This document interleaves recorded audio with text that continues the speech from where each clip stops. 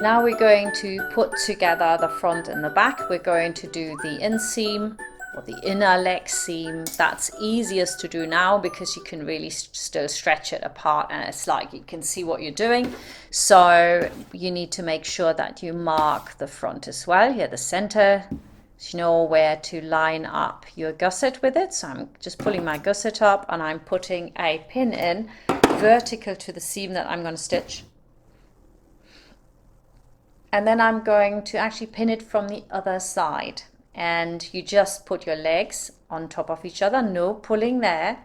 And then whatever you've got left, that's actually what needs to be put into that space. And you just pin that in. It's so simple. And of course, because it's knit, you can always stretch it a bit. Make sure nothing slips out here. That's why we're doing it from that side. It's really important.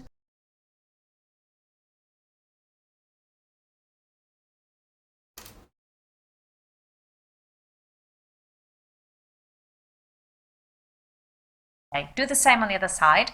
Start at the lower part of the leg and put that together flush. Don't, pull it or hold anything in here at all. It goes on together flat.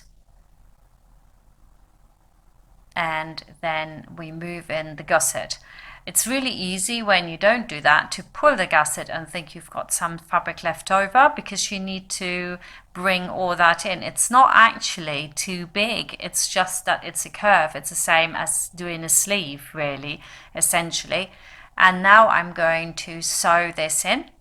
Make sure that nothing slips here, especially where you've got that seam that faces into the gusset.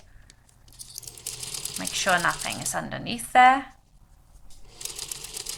It's so simple. Awesome.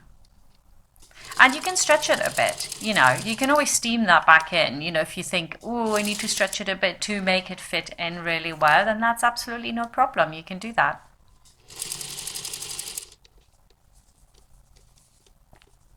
Awesome. Going around. And that is it. That's your inseam done already. So nice. Now all we have to do is overlock this from one end to the other. Very nice. And that's it. And this crotch is so important.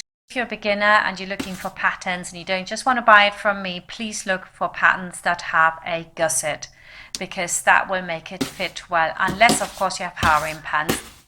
That was it. We've done our inseam and we can now move on to doing our side seams. I've got a little trick there for you, so see you over there.